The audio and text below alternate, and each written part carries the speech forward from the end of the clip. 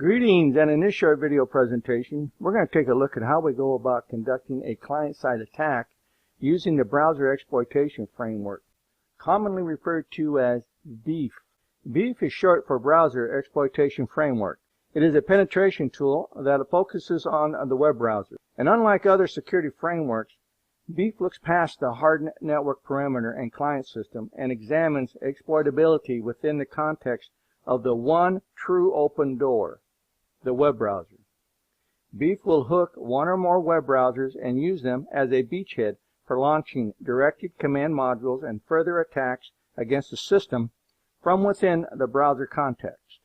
For this lab demonstration, I'll be using one virtual install of Kali 2.0 that's been updated and upgraded to the latest and the greatest, running Apache web server, and one Windows operating system with a fresh install of Firefox ESR browser. Now, you are free to use any version of Windows and browser that you choose fit, but your results will differ depending on the security and how new and updated both are. Since BeEF comes pre-installed with the latest version of Kali, there's nothing for us to download and install. We can launch the application BeEF a number of ways, but the most common two are using the applications, and we can go up to exploitation tools and we can launch BeEF from within here, or we can use the Kali quick launch and we can launch it using the BeEF icon, and that will open up the BeEF exploitation framework. For this demonstration, I'm just going to use the shortcut that's in place inside of the quick launch bar. I'm going to go ahead and just click it. This is going to open up the BeEF services inside of the terminal. Give it a chance to open up, and when it comes back to the prompt, that means that the services for BeEF have been started. It is important that we read and understand everything that pops up inside of a terminal when we launch a service, because this is going to be our indicator whether or not the actual service started correctly and everything is working as it should.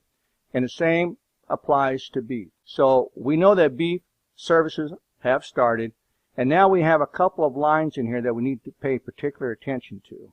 The first line we want to pay attention to is where it says UI URL. Now, this is the web page for the login to access the BeEF management console. So we can go ahead and take another look at this. So it's telling you that to get to the BeEF logon page, you would use the loopback address and port 3000 /UI/panel. And if we open up our browser, we see that this is the case. The term hooking is used throughout this tutorial. Hooking is the process of convincing our victim to click on a link that contains the JavaScript hook file. This JavaScript file will be processed by the victim's browser, tying the remote browser back to the BeEF server. This is what is meant by the hooking process.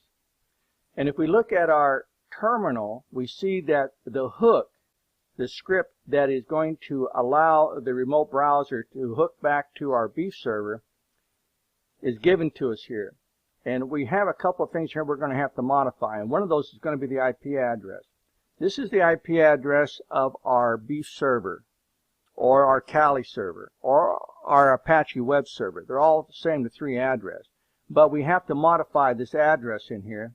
This little item here that has the IP between the brackets has to be replaced with the actual IP address of the machine.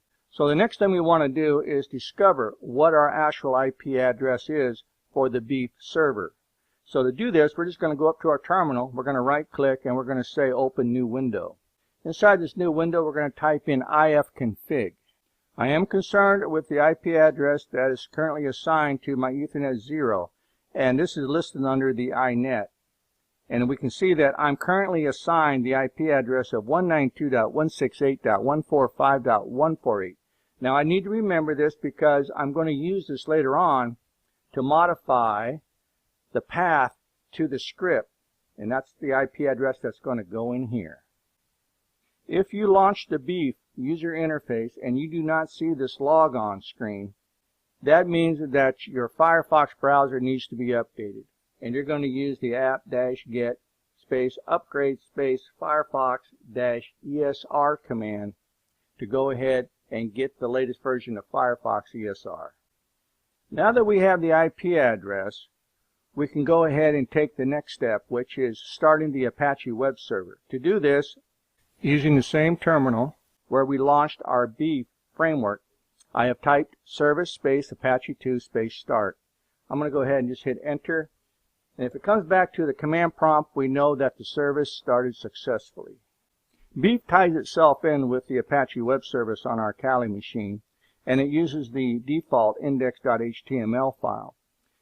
So we're going to have to go find this index.html file, and we're going to modify it, and we're going to change some text, and we're going to put in the path for the hook, and we're going to try to entice our victim to visit this website so that they complete the hooking process and connect their browser back to our BeEF server. To get to the index.html file, we begin by going to the Files icon inside of our Quick Launch. Once this opens up, we're going to go down to Other Locations. Next, we're going to click on Computer. And underneath Computer, we're going to click on the var directory. We're then going to click on the www directory. And finally, we're presented with the HTML directory. We open this up, and you'll see that we have an index.html file. Now we have to open up this index.html file, and we're going to edit it using a text editor. To do this, I'm just going to right-click, and I'm going to say Open with Other Application. Now you'll see that I have the LeafPad text editor available to me, but you may not. If you don't see a text editor, just go down where it says View All Applications and choose yourself a text editor. I'm going to go ahead and say Select, and this opens up the index.html file. Now you're going to see it a lot different than what we see it here.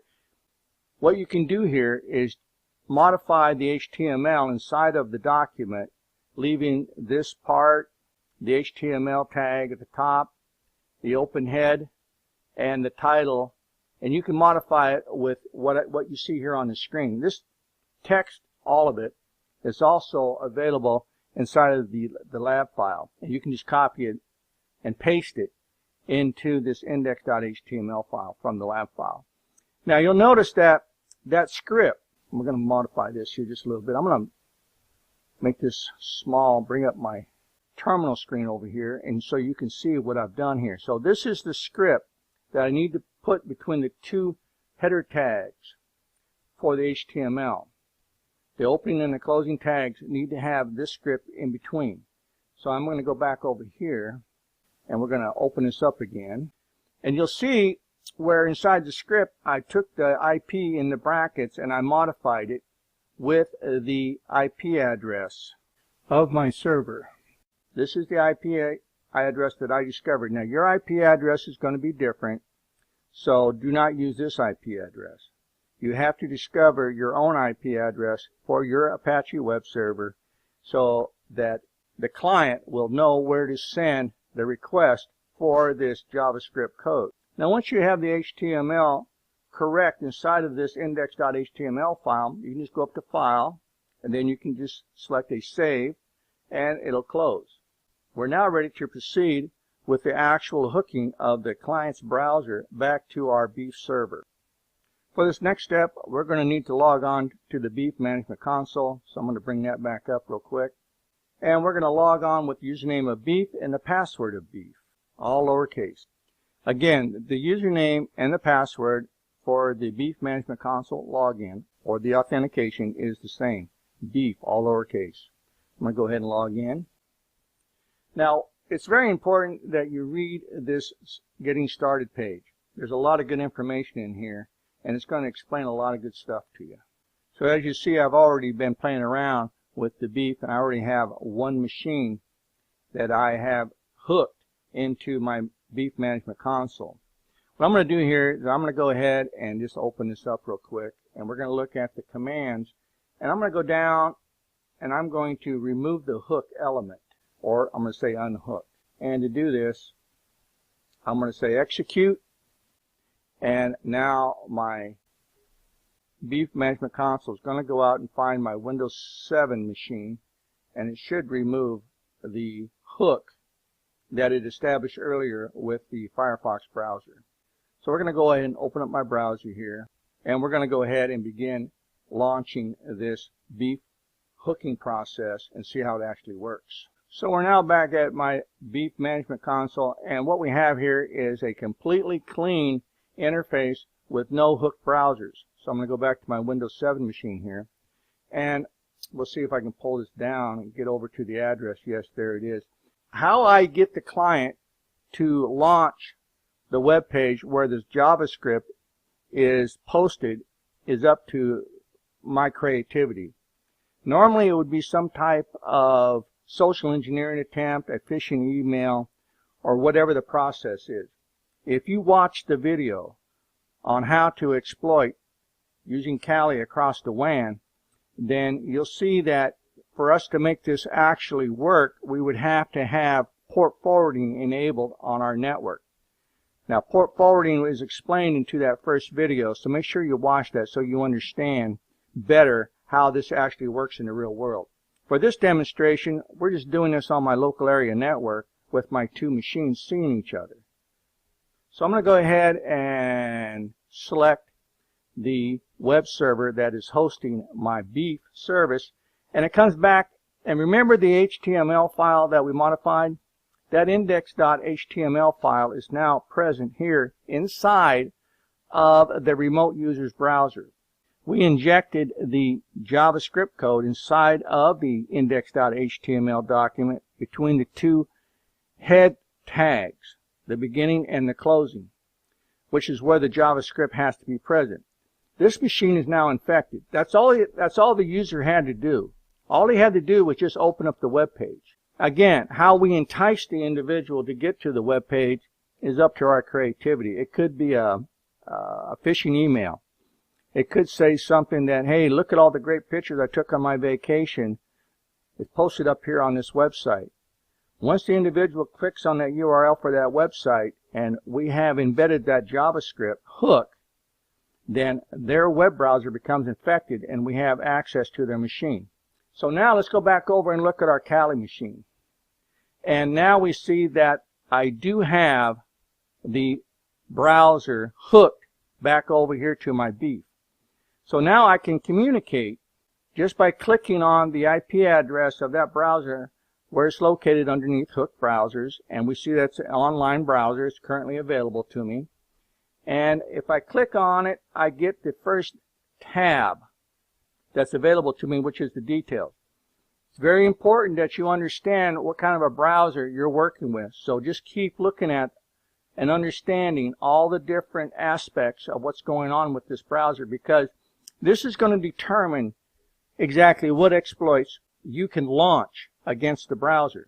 Not every exploit is going to work because every browser is different, and every browser's update is going to block some certain exploits from not working. Once we understand what browser it is we're playing around with, we've hooked to, we can then go into the Commands tab and we can begin the exploitation process. Now, these exploitations that you're seeing here don't pertain directly to the Mozilla Firefox ESR. These are all the exploits that are available up inside of BeEF. Now, if you'll remember on the Getting Started page, we had some information about which of these exploits are deemed as feasible and which aren't. And the ones that are given the green light are most likely to work, but they may not. There may be something that's not being detected correctly that's stopping the exploit from working. So don't take it as the absolute truth that the exploit will work. It may work. And the same thing down here. The command module does not work against the target, or the command module works against the target but may be visible to the user. There's a lot of things going on here that you want to understand with these different go lights. All right, so make sure you understand that. Again, by just clicking on the IP address of our victim's browser, we can get into the tabs that allow us to have the ability to exploit. So we're going to click on the Commands tab now. And again, we're going to start off up here with the browser. So these are all the different exploits that we can take a look at. There's not a whole lot in here that's of interest to us. The webcam is not going to work because we don't have Flash installed. We can still play around with it. So I can click on this, And over here, I can change the social engineering title because this is what the user is going to see. This is what's going to pop up inside the browser. So I can say something like, "You've been hacked." Now, we got to make sure that we spell everything correctly because we don't want to look totally illiterate. So I'm going to type in the whole word here. "You have been hacked." All right. And then we can change this down here into something catchy like, "Don't be a sore loser. Go ahead and launch your webcam. Give us some webcam action." Whatever you want to type in there. We'll just go ahead and fill it in with some text. So I'm trying to convince the opposite end of this hook, whoever it is who's ever reading this, to go ahead and play along and give me access to their webcam. Pretty hard to do. Not everybody's as gullible as you think they are, but I'm just playing around with it here. So "You've been hacked. How about some webcam action, blah, blah, blah." Now down here, you can go ahead and launch the webcam exploit by just saying "execute." We say "execute." We go back on over to my Windows 7 machine, and there's what we typed in. So this could be something catchy like a free ride or a free ticket, a free airplane ticket, whatever it is. And I got to go back and check my spelling. But you get the idea. So you can be creative with this, and if you can convince the individual to go ahead and play along, then you can get access to their webcam or whatever it is you're trying to get access to. As you can see, there's a lot of different exploits available up inside of the BeEF Management Console. Another one that we can use as a pen tester is get the visited URLs.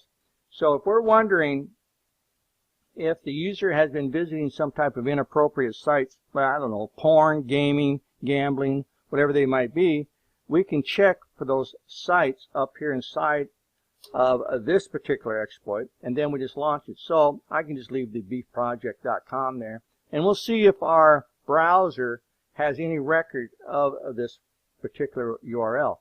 I'll go ahead and say "execute." Now all I have to do is come back over here to the module results history, and if I click on it, it comes back and it tells me that there is no record of a URL being visited called beefproject.com. If you would like to know if the browser is susceptible to cross-site scripting, you can go ahead and launch this tab here for the cross-site scripting arrays.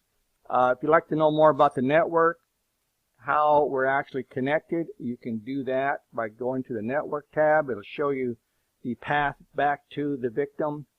There's also the logs that are great for troubleshooting, but mostly you're getting the idea that this is very intuitive.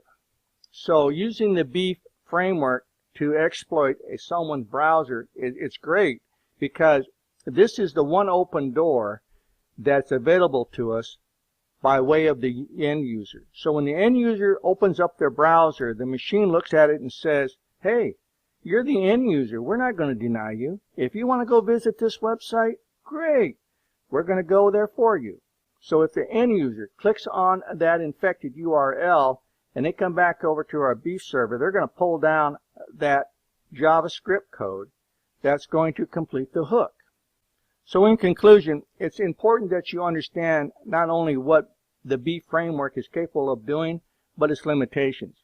That concludes a short video presentation on how we go about creating a hook back to a remote browser using the BeEF exploitation framework.